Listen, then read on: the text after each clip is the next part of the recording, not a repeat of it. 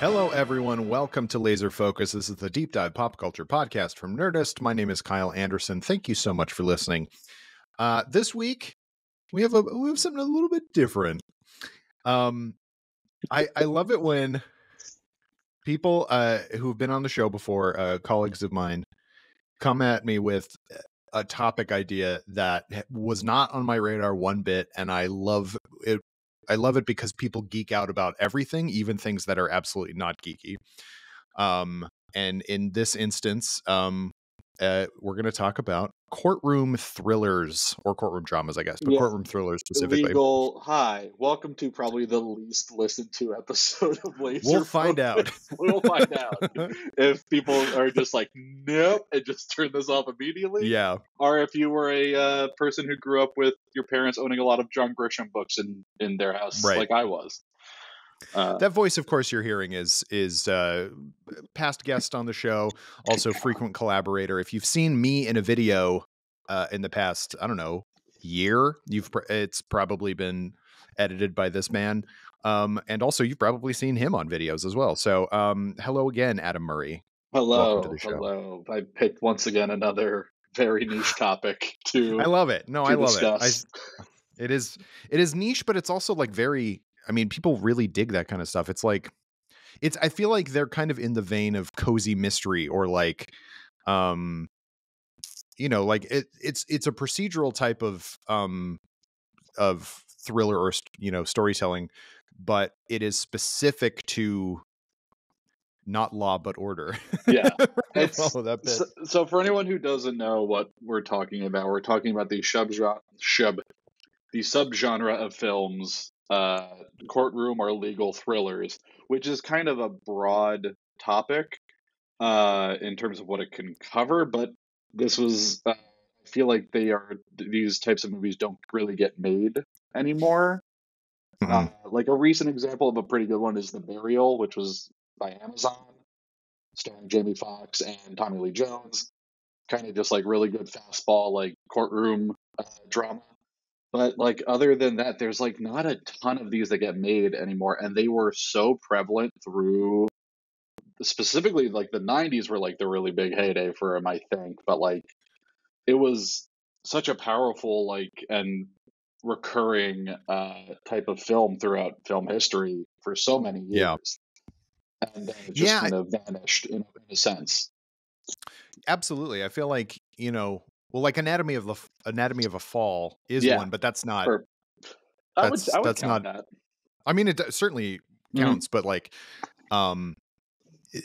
the American Hollywood system making movies like that are few and far between. And I think you would mention John Grisham, but like that was the heyday of John Grisham was the 90s. Like he was churning out those legal thrillers in book form, and there were just so many film adaptations of them.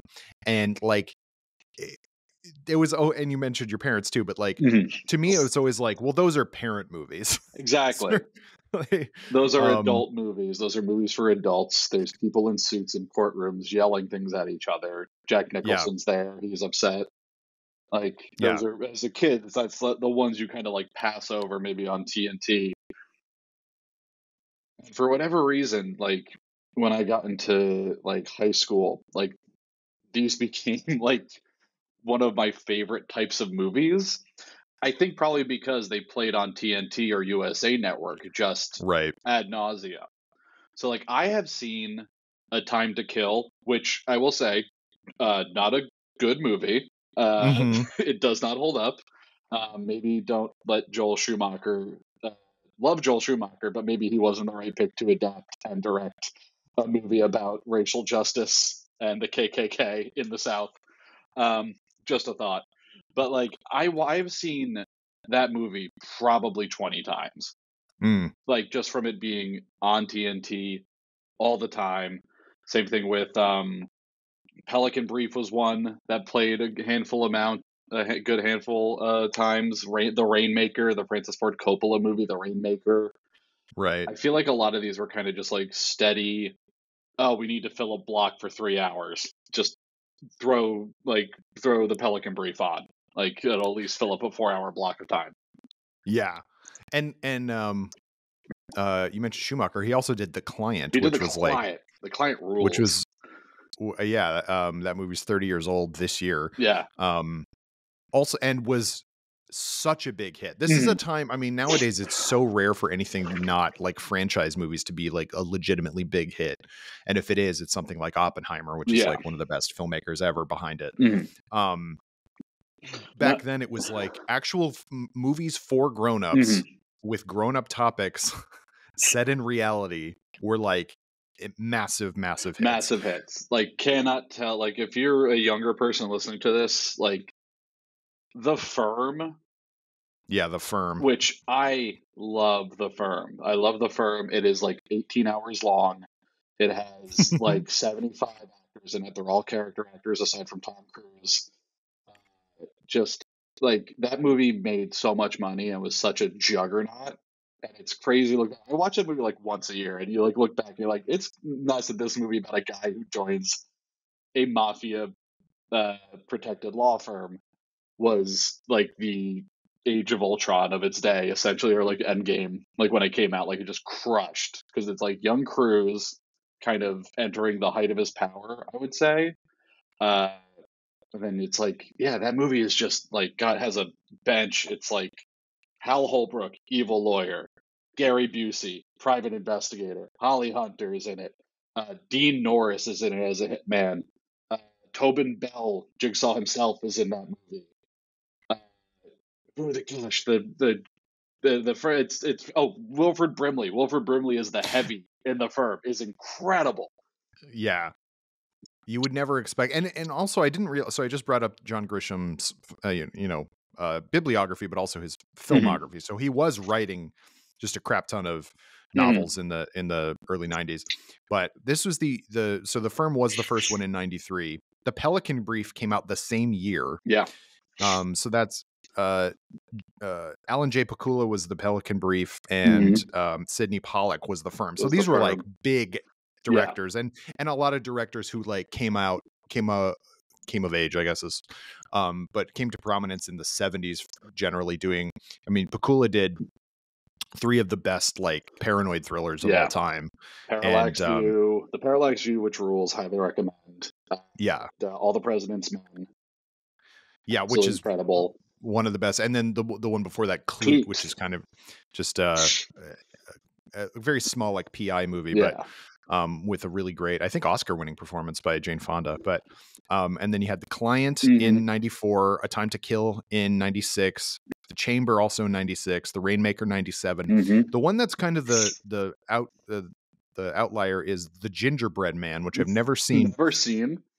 but was Uh, directed by Robert Altman, starring Kenneth Branagh, Embeth Davidtz, Robert Downey Jr., Tom Berenger, Daryl Hannah, Famke Janssen, and Robert Duvall. What a cast! there's no way it's good. There's no Yeah, it way can't it's be. good because it's who directed it again? You said it was Robert Altman. Robert Altman. Love Altman. With a cast like that, that means that movie is terrible because that is one of those situations where you're like, how have I never seen this? Why have I never heard of this movie? Exactly. And then when you go and you investigate, you're like, oh, because it's bad. All of it's bad. That's why no one talks about this movie anymore. Uh, Another one I'd love to bring up, it's not a Grisham, but in the line of Alan J. Pakula, what he did before the Pelican Brief, he did an incredible movie called Presumed Innocent, starring Oh, Harrison sure. Ford, Bonnie Bedelia, who is Nancy Gennaro from Die Hard. Holly. It's Holly, Holly sorry, Josh, Gennaro. cut this out. Cut it out. Okay. But it's a great movie starring Raul Julia, just like as the most charismatic defense attorney you've ever seen. Hmm. Uh, if you, it's very like it's very interesting to watch it because it's a legal. I didn't kill my mistress movie, like legal thriller. So Harrison Ford, if you not, I'm not going to spoil anything, but Harrison Ford is accused of murdering his mistress, who he had an affair with about a year or so ago, and then it's him trying to prove his innocence that he did not murder her. And it is great. It is great. It is tense. It is like again, movies for adults. If you want an adult movie about I did not kill my mistress, Yeah. highly recommend Presumed Innocent. And it's Harrison Ford's got a terrible haircut in it. It's real interesting.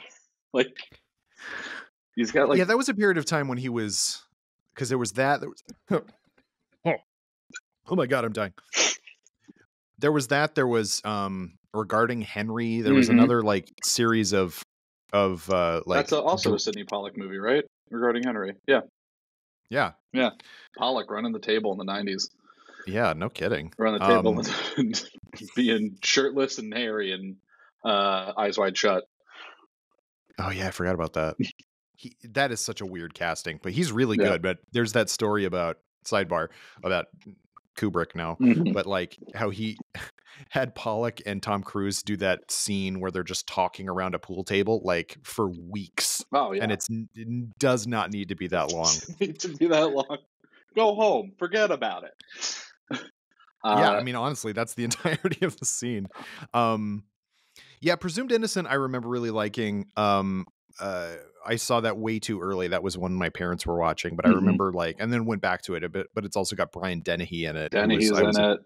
I was a big Dennehy fan. I love Dennehy. Watch FX. Another sidebar. Watch FX for the first time. I feel like we talked about this, but Brian Dennehy, big guy, tiny glasses. Highly recommend FX. It's got real tiny glasses in it. But yeah, the thing I appreciate about these movies, I think it is like, especially for something that's like Reiner, Trump is too. Rob Reiner? Yeah. Oh, A Few Good Men. A Few Good Men. There we go. Yeah. Think about like it's like movies like A Few Good Men and The Rainmaker. I think what makes these movies really comforting to watch is you do really have long scenes just taking place in an enclosed courtroom, which always has its own kind of like you can establish your kind of tension within it, but it's usually fairly relaxing in some ways. Like, and another thing I love about these movies from this time, like especially the 90s, is with shooting in one location where you're shooting in something like a courthouse or a courtroom, and like with juries and people in the cheap seats. I think that's what they call them in courtrooms. You have to be so interesting and creative with how you're getting your image and your story across, because you're living within these four walls for a lot of them. And The Rainmaker is a very good example of this. I think Coppola's The Rainmaker is a beautiful movie, and something that I think we've lost with the age of digital is, especially with the way productions work, which nothing's shooting in LA right now, it's bleak. But the way productions work now is that things need to move at a faster click. Shooting on digital has made the process so much faster. I think studios and creatives, probably not so much creatives, but the people putting the money forward, don't care so much about how it looks as long as it's in focus and as long as we get done on time.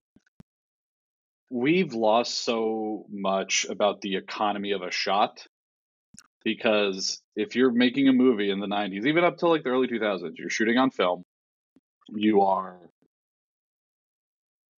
checking your gate, you're making sure everything's exposed correctly, you're doing playback on a monitor that is not nearly at the level that it is today, and you have a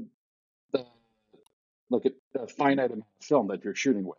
I mean, I'm sure you bring more in, but when you're given those like guardrails, or not even guardrails, or you're given those like variables to work with, you kind of have to come up with something interesting instead of just putting a camera down and shooting, which I feel so many things today, especially in what are considered like adult films or adult TV, is just shots of like someone right below, like their top of their chest and to right above their head, and they're sitting in like a medium wide looking at a person. You don't even see a lot of people sharing frames anymore No, in a lot of films. And I've remarked about that to myself really more than anything, but like it feels like everybody gets shot out, if that's a film term, but basically like if an actor doesn't want to stay the whole day and do the opposite, like the reverse shot, so like their shot is done, so they just want to, or leave. They don't want to be there for anything else. They say it's shooting out for the day. So it's basically like all of their coverage is done, and then you can do the other person's coverage. It feels like everybody wants to do that. And I so mean, like that's like how the morning show is shot on Apple TV. Like no one is within the same like 5 miles of each other when they're recording it, when they're filming their scenes. and it's so noticeable and it's so distracting. Cause they don't even bother to get a stand-in for the most part anymore. It's literally just two people talking from other dimensions. Like it's such a strange concept. It's two people. Sometimes they're just on the volume for no reason at all. Like, oh, we're this scene takes place in a warehouse. Oh, let's make a volume version of that. And I don't know. I feel like these movies have to do such a tightrope of taking you through legal situations. Like movies like The Firm, not so much. That's more about I joined an evil law firm and now they're trying to kill me. But like something like The Client, or Presumed Innocent, or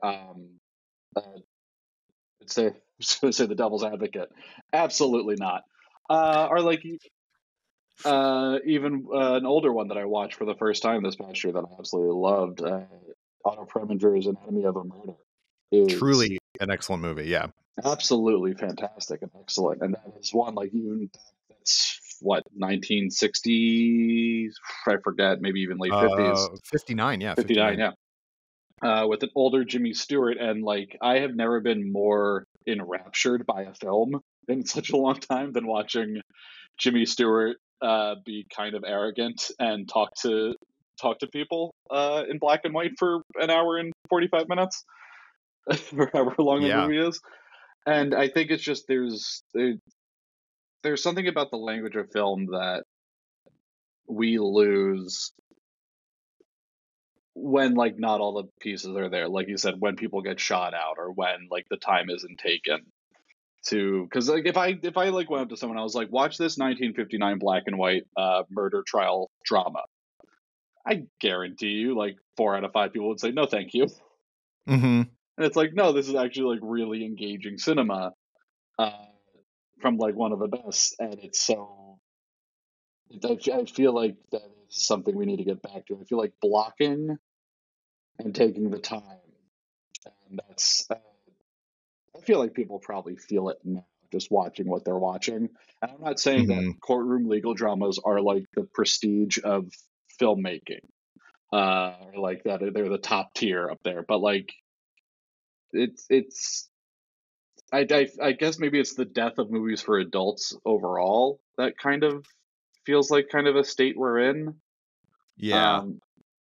Not saying that like there are movies for grown people made, like there's plenty of really good stuff out there, but there has been such a titanic shift in what is marketed to people in their 30s and 40s now, who are us.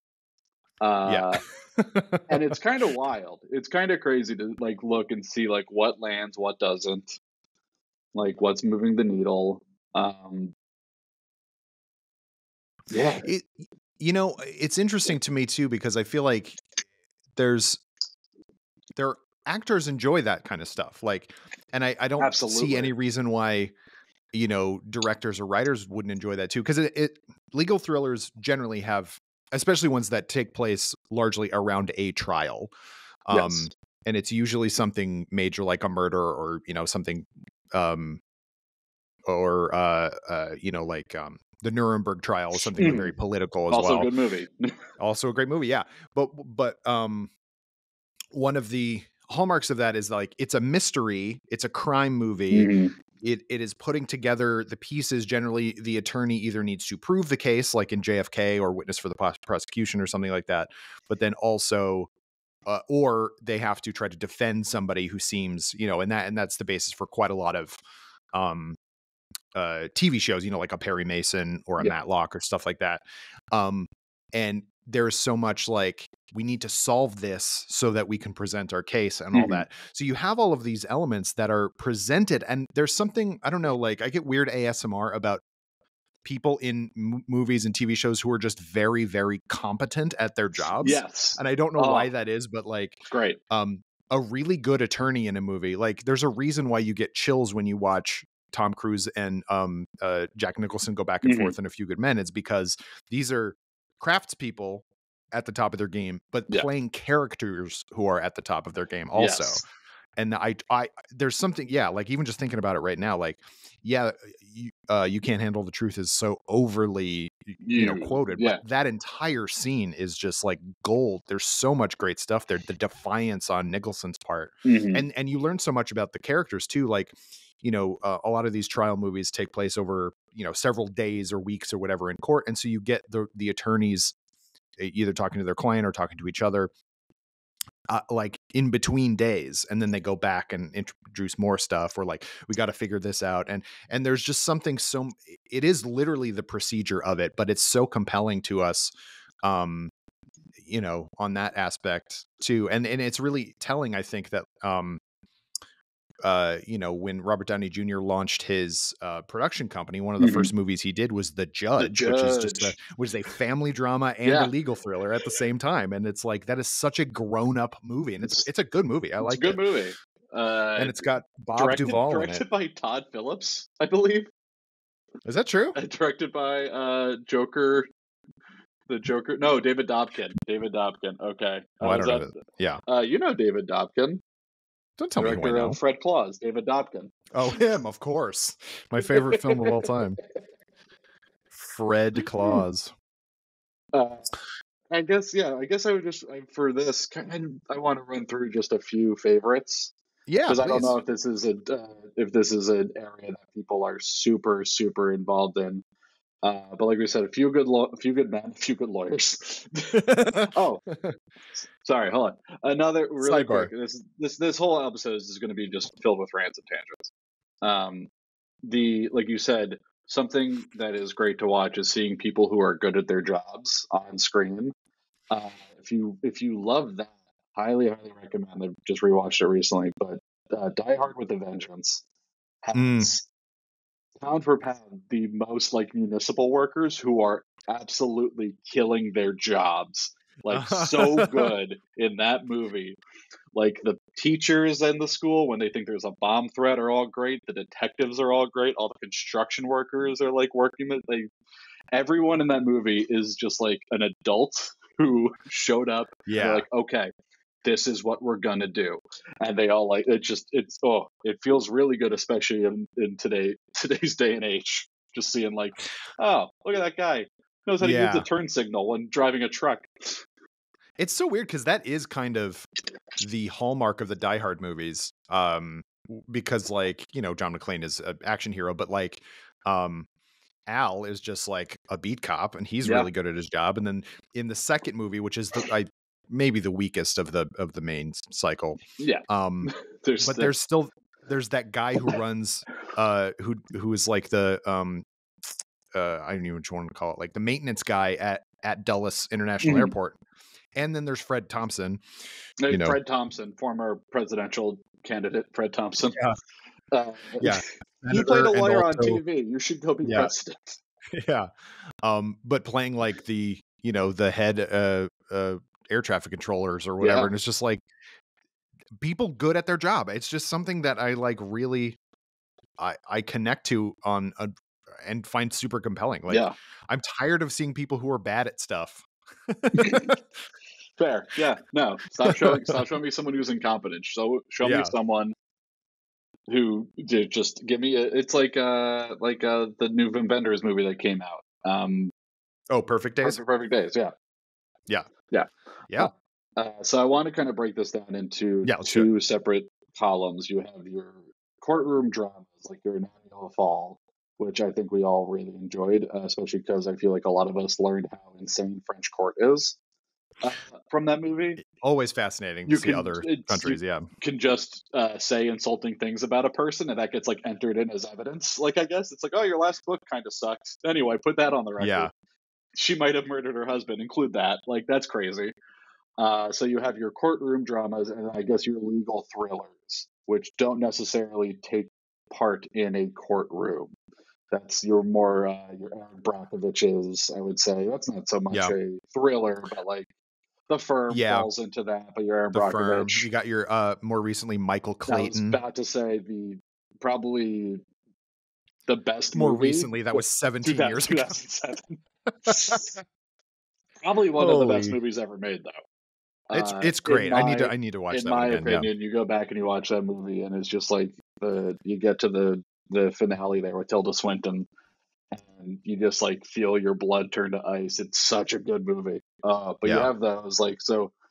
If you haven't seen Michael Clayton is an incredible movie about a George Clooney plays a fixer who has just closed his restaurant that did horribly.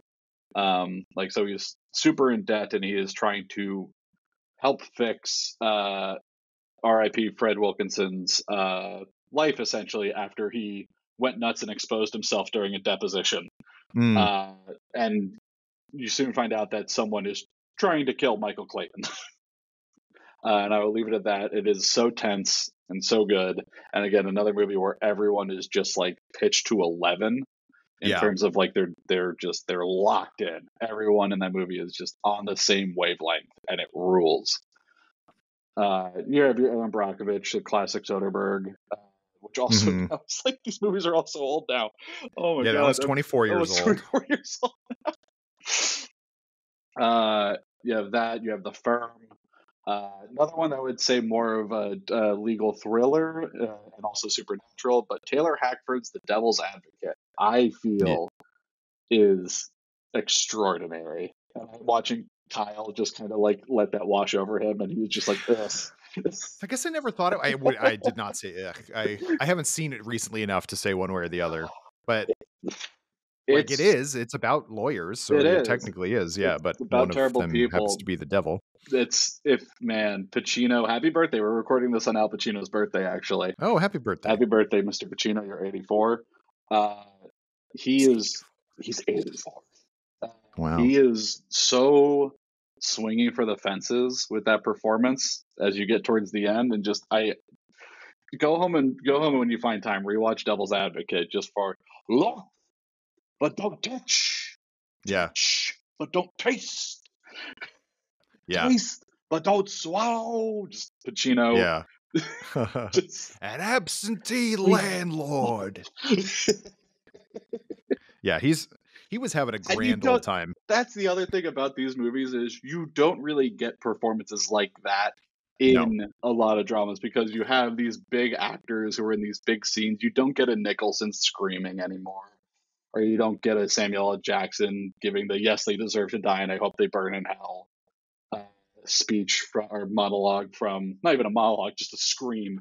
Just a scream. Well, it was in the trailer. Like that's how like impactful that was. You know what I find really interesting? I didn't watch the second season, but the first season of that Perry Mason show on HBO that was like Perry Mason when he was a PI and when like becoming an attorney. But toward the end of that season, there's I guess like a potential, like here's what would, he's running through his arguments and his like cross-examination of a witness and everything like that.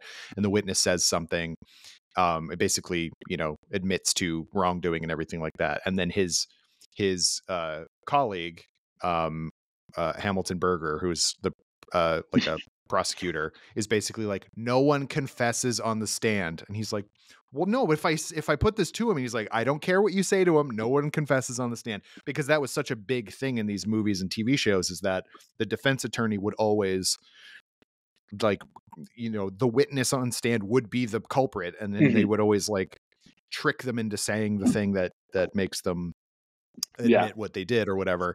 And it is so unbelievable. And all these things, like these big heightened performances and people like under oath saying these things, that's like, what are you doing? Why are you like, don't rat on yourself. But that's drama for you. Like you need to have that kind of thing.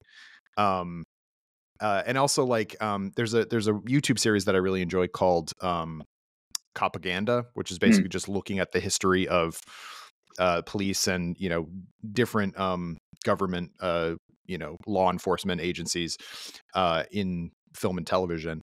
And one thing that he says in that is that for a really long time, defense attorneys were the heroes of these Yeah. things, and then because Your almost Clarence exclusively, Darrows. Yeah. yeah, exactly, because of Law and Order, it Mhm. became defense attorneys are weasels, The weasels and now. Yeah. they're trying to get in the way. They're just trying to get their clients off on technicalities and all this stuff, and it's like, no, you got to get back to the fact that, like, no, defense attorneys are good. They're Good. They're good. They serve they are a very good resource yeah, they serve a very, very healthy purpose for our society, and we need more defense attorneys. yeah. That's And because I know it's, it's tempting to say, like, the police or like whoever is catching the criminals, like that's the interesting part, is catching the criminals, and so they try to like focus on that, but like, and then obviously you have to, like, in these shows, it can't just be, well, no, the prosecution failed to prove their case, and so my client is innocent. You have to have, well, who did it then, and yeah. whatever, You all that can't kind of stuff. ever leave just on a hanging. It's like, oh, mistrial, and then Yeah, executive producer Dick Wolf. yeah.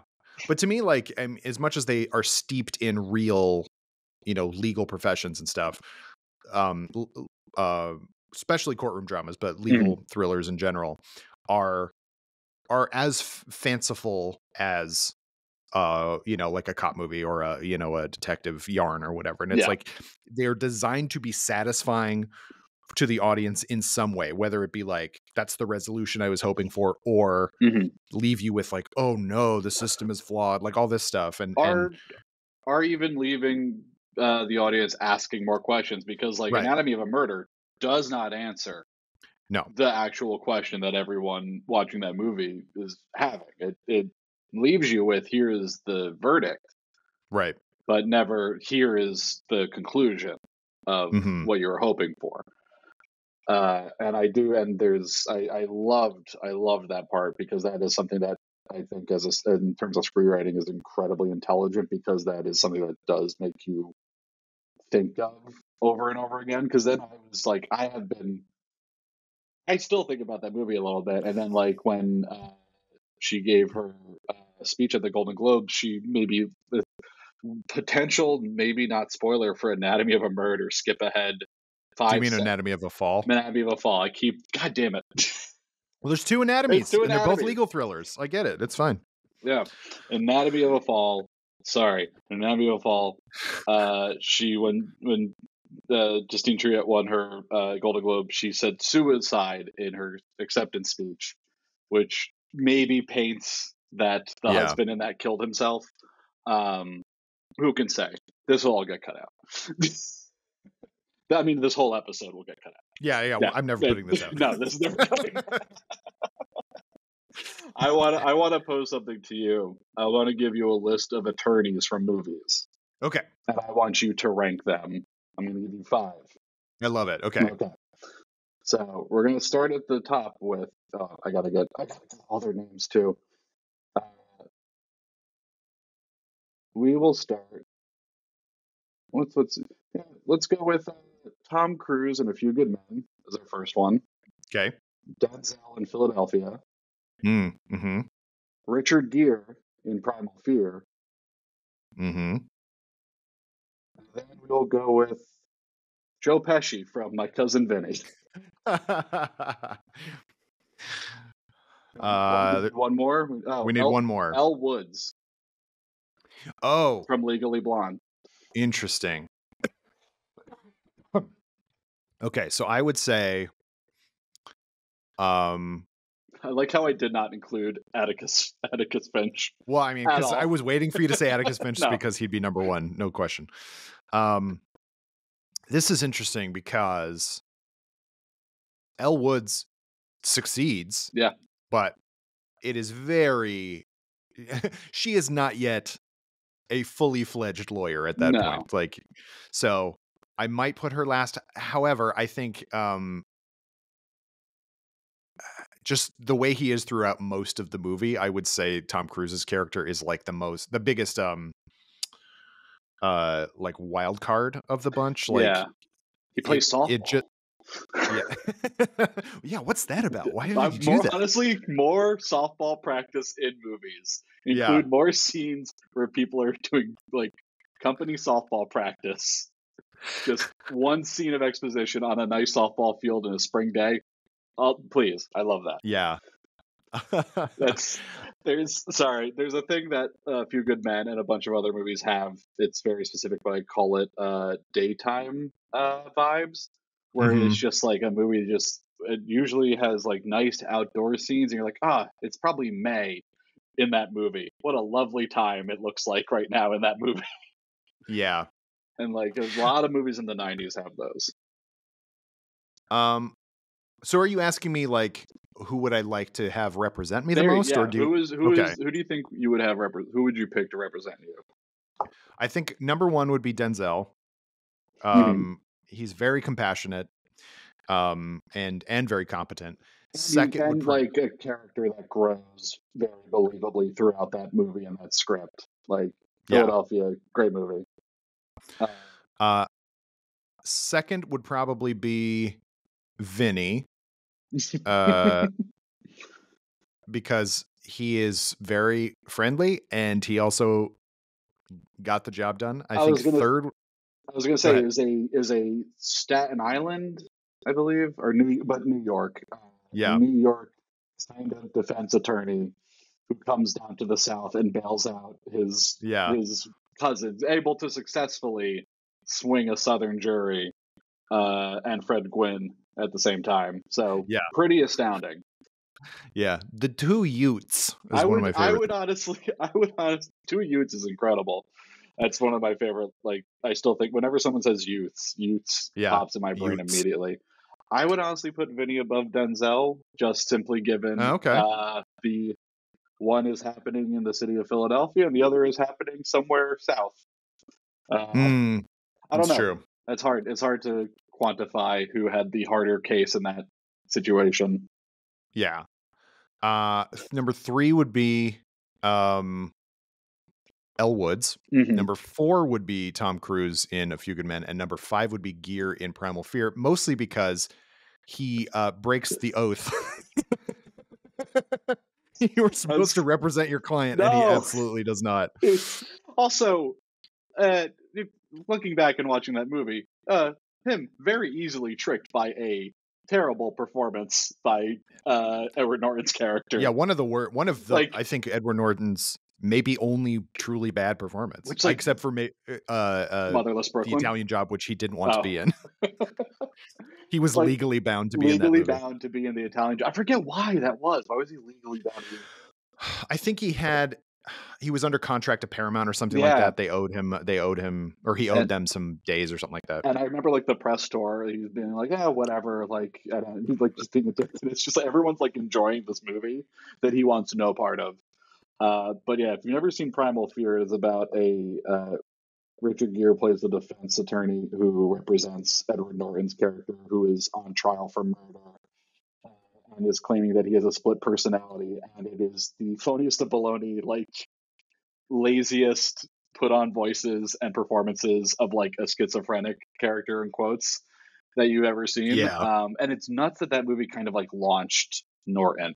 That was like huge hit. It launched another his big career. hit of a movie. I guess this whole episode is more about just reflection too, because it's like all these movies have stacked fucking casts. Like that, like a lot of these movies used to just like, you look at something like Knives Out, which was like such a big success and a big hit. People are like, why don't we make these movies anymore? It's like, or why aren't these movies getting made? It's like, these used to exist. That's just how movies used to be. Like Primal Fear has like Laura Linney in it, Richard Gere, like Edward Norton, like maybe Dennehy. He might be in all of these. Who can say? He's dressed as a bush in the back of Presumed Innocent. Like he's the desk in The Rainmaker, is the judge's desk. He's a white man, Brian Dennehy. Shape wise works, yeah. That's.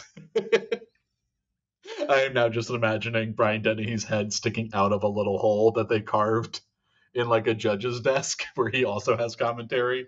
He's basically a human, like a more human looking version of a Minecraft character. He's basically just blocks on top of blocks. He was the human equivalent of Spider versus Kingpin, but with great hair. Absolutely, very good hair. Great Very head good of hair. Incredible, just shaggy gray head of hair. Yeah. I totally forgot what point I was getting to. I got caught up on Denny. You were just saying like these movies had like huge stellar Right, casts, yes, yeah, and now it paid off because they were huge hits too. Yeah, it's and we still get like some of these now. Like I think like Dark Waters is one Yeah, from a few years ago. a Yeah, few years ago, which like has a pretty stacked cast. It's got like Ruffalo and it's got Bill Camp. We all love Bill Camp. yeah. Who doesn't love a Bill Who Camp? doesn't love Bill Camp? And just but like that's I don't know. They don't have the same, I guess, appeal or comfort that a lot of these other ones, like especially the Grisham ones, have. But Mm. like I highly recommend Dark Waters. And I don't know how we get back to getting more of these. Maybe Anatomy of a Fall is kind of the springboard where people go like, oh, people are checking back in on little legal thrillers again. Yeah, it's a good question because like they are, I mean, undoubtedly compelling, and like those performances in that movie are Incredible. like kind of unmatched, incredible. Like the kid in that is like the star witness, and it's like that's something that you don't really get anymore. The fucking And even dog something in that movie. Yeah, yeah, the dog. Good lord, it's like one of the best dogs in movies.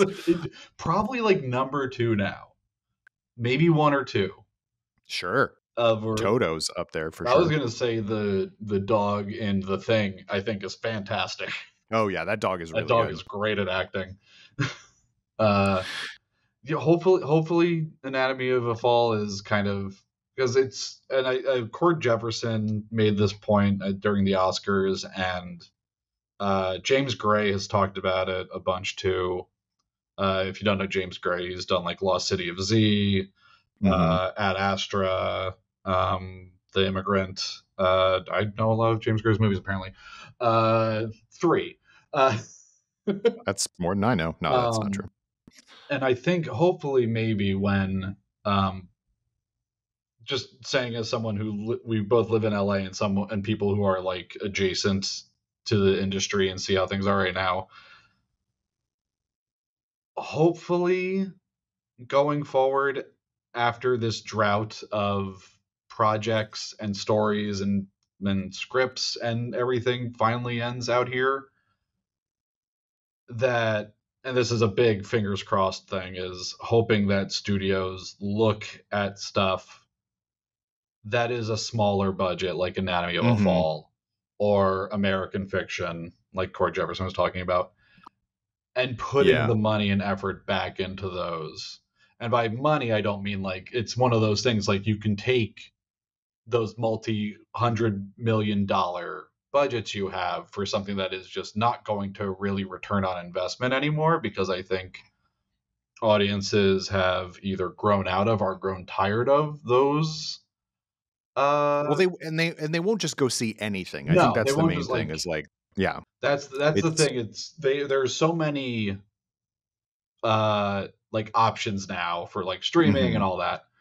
You don't have the like, oh, what's playing at the theater? Like, because when we were in high school, it just used to be like Friday, what's playing? Just roll up and see. Yeah. Like, and so hopefully maybe we'll get these smaller, more contained, lower budget movie. Like, did you watch like Kane County, the last Friedkin movie? I don't know. I don't think I did, actually. And it's another one of those things, like you said, these actors love to do this. It's got like Kiefer Sutherland in it. It's just got a completely stacked cast across it, and it's like just a tight courtroom play that Friedkin directed as his last feature. Well, and maybe that brings up like a something that maybe people don't want to devote the time to writing a really good thriller like that. There's a reason like John Grisham was churning out books, and therefore they were churning out like movies based on them, because like he was writing really good legal thrillers, and maybe, and not saying there's no good legal thrillers being written anymore, but they live and die on the compelling how compelling the plot is, Mhm. and the characters, like in investigating or kind of defending that plot. And like the best ones, kind of, A Few Good Men was a play first, and Yeah. like a lot of them were, Witness for the Prosecution was a play. I'm trying to remember. I don't 12 Good know if Men or 12 uh 12 Angry Men. Good lord. 12 Angry Men. Okay, yeah, we didn't even mention We 12 didn't even Angry Men. mention 12 Angry Men. 12 Angry Men is one of the best movies ever made. It's Yes. one of the best plays ever written. It is,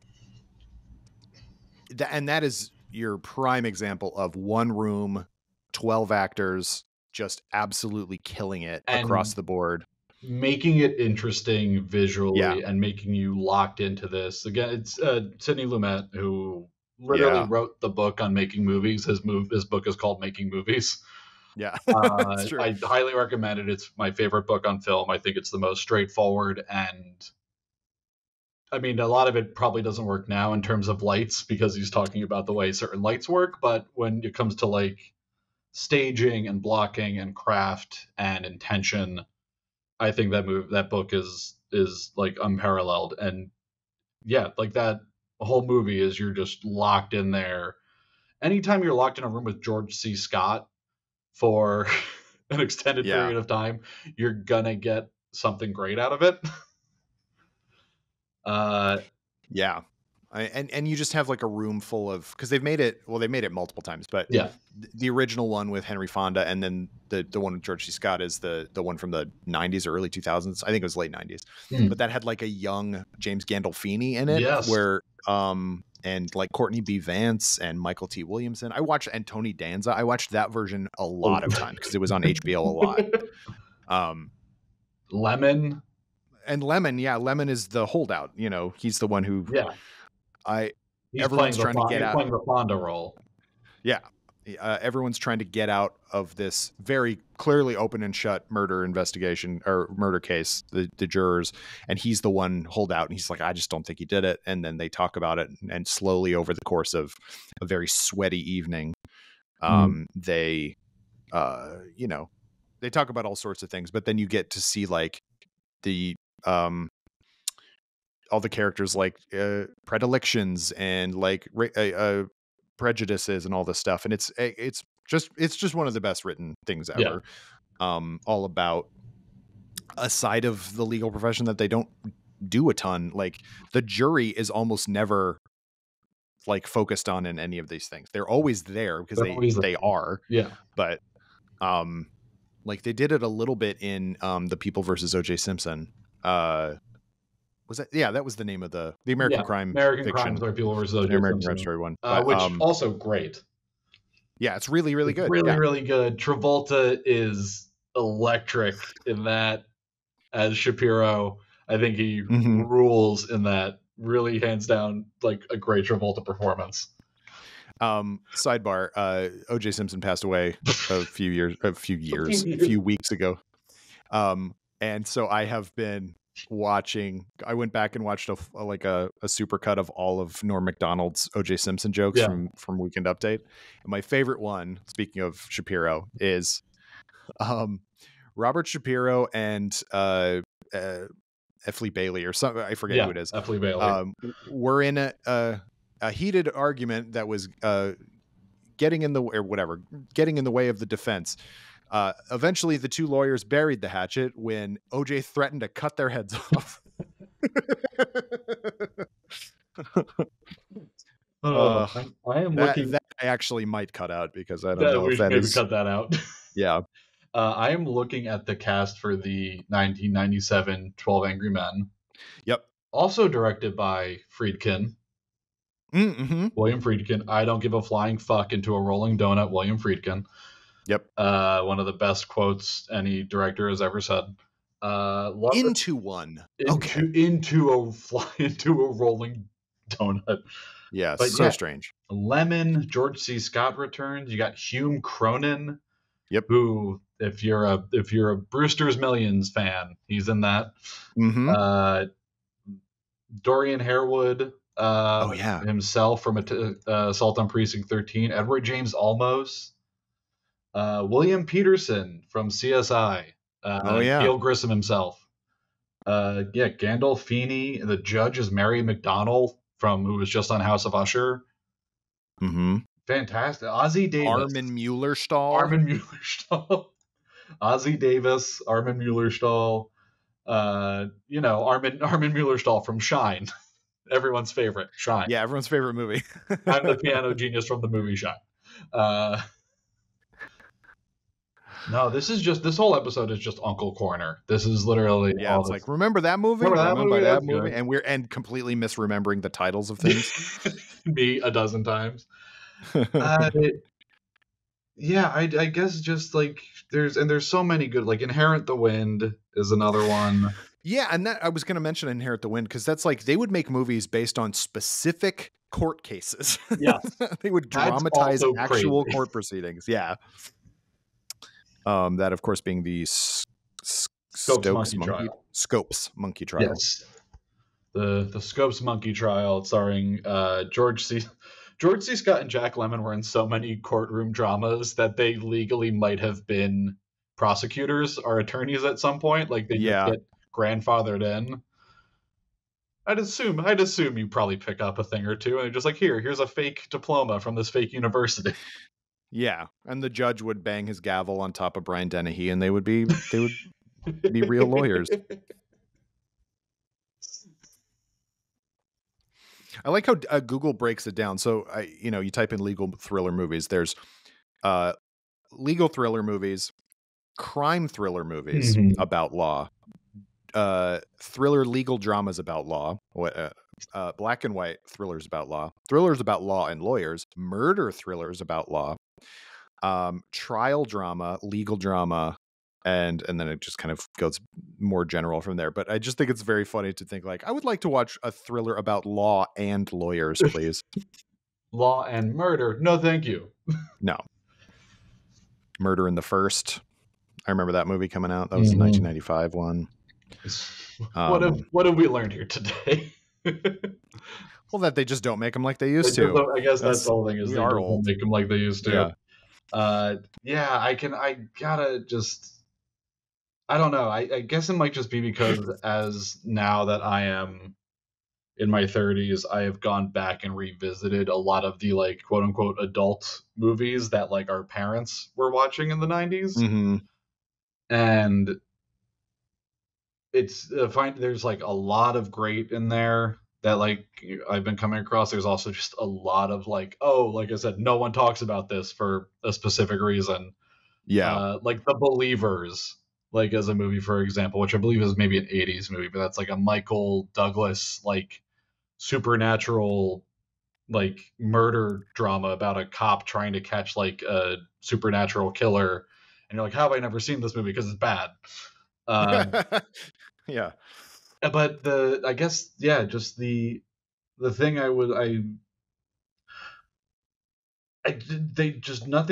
everything feels like we're not taking the time. When I say we, I mean like in terms of building a movie and what goes into it and taking the time and precision and the craft, because that's how you get movies like A Few Good Men to actually like be able to drive a narrative for 2+ hours and still be engaged, even if you have Jack Nicholson and Kevin Bacon and Demi Moore and Kevin Pollak and Tom Cruise on screen. It's still you're watching a court case about military negligence and murdering a Marine. Like, and if you've ever watched court TV, trials are boring as shit. Like, they're so boring and so long. And so to even just take this concept, like that concept, and turn it into entertainment, I think takes a lot of skill. And Alan J. Pakula has passed on, so he's not around to make them anymore. So hopefully there's like, maybe after Anatomy of a Fall, there is like a tide of tighter kind of like airplane, like novel, like films coming our way in a few years. Yeah, and I think, to your earlier point, I think just like the there's nothing kind of sexy about those movies anymore. No. Like there's not they do seem kind of stodgy to a lot of younger filmmakers who don't. And so like, and also they grew up or came, people younger than us coming up who saw big action movies or big, sci-fi movies or something like that. So that's what they think about movies. And so like I think it's going to take another, and maybe it will be Anatomy of a Fall, but like another like small roster of filmmakers who like know how to make legal thrillers because they've watched a bunch of them. And, Pakula and Pollack and, Coppola and Reiner, all these people grew up watching these older, legal thrillers and like grew up watching like Fritz Lang and Otto Preminger in like senses, and like Lumet even to an extent. Yeah, I mean Sidney Lumet has been directing since the 50s, or has directed since the 50s. He's passed. He's still directing. He's still directing from the grave. He died a long time ago at this point. like 2000. Yeah, he definitely died in our lifetime, but it's yeah, I don't. 2011. Oh wow. Wow. All right, Sydney. Yeah, I guess my whole take with this is just, if you're listening to this, I think there is, and you're not into courtroom or legal dramas, I think there is a whole world of both really rich and bombastic and like over the top performances and deliveries of this genre. Like A Time to Kill is so just like kind of like Clown Universe ish, just in terms of like performances and tone, but it all kind of like gels in a weird way, because like Schumacher was just that guy who was full of like gasoline and glitter, and we don't really have a director like that anymore outside of like Baz Luhrmann, who I love, and I know Kyle is not a big fan of. I'm shaking my head. He's shaking his head no. Do not like Baz Luhrmann. And but then you have like the darker and heavier side of things, like You're Presumed Innocent, which like is so tight and like contained and like is like so like made on like next to nothing. Like not in like they gave him no money, but like what putting like this amount towards this project and knowing this will work. I feel like everything's just become, well, throw this money at it.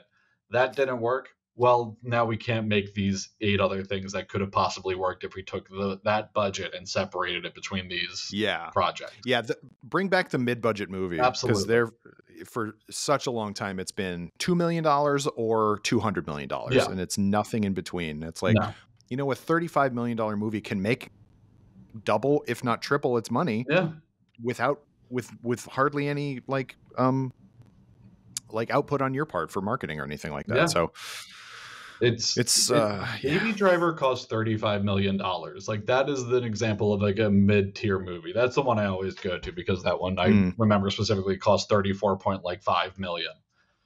And like you said, like regardless of your mileage on that movie, if you like it or not, it's still a mid-tier movie that did really good. And I think to help save the industry and also get people back into theaters, which is something I feel like we desperately need. Yeah.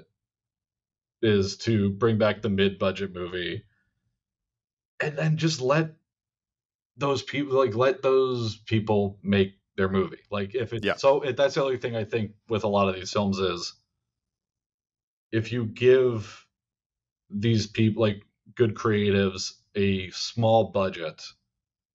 In terms of like if I got handed a small budget, I would love to do that and try and find ways to make that work. Because I think that's also where you get the best out of a lot of movies is ingenuity and people coming together. Oh yeah, behind the scenes. And I've been really deep in the Terminator franchise for the past month, everyone. So keep an eye out for that. But just watching James Cameron literally like move dust on scenes, like pick up a broom and like adjust the way dirt looks in the frame, like I don't know, something about seeing people come together and make shit work on a small scale, I think always makes for better movies, because you can feel it when you're watching it. You can absolutely feel it. Yeah, I completely agree. Everybody go watch some courtroom thrillers, legal thrillers, because they are fun and they are good, and you'll probably, hey, if you're watching procedural TV anyway, just throw a movie on instead. Throw a movie on. Go throw on A Few Good Men. Yeah, it's great. Yeah, start there and then go to some of these other ones we mentioned. In it. It's great. That's really all you need. Yeah. I want to rewatch The Firm. The Firm rules. Like I said, that is absolutely like it's like a Sunday afternoon. Go get a sandwich from a place you really love. Like go get a nice like pastrami sandwich. It's a lot of people in like mahogany fortresses in that movie. Oh yes, like very the much offices so. are just carved out of like old like church pews. Like it's crazy. Yeah, absolutely. You get and some prime Tom Cruise running prime too. Tom so it's not Cruise like there's no running. There is a scene in The Firm.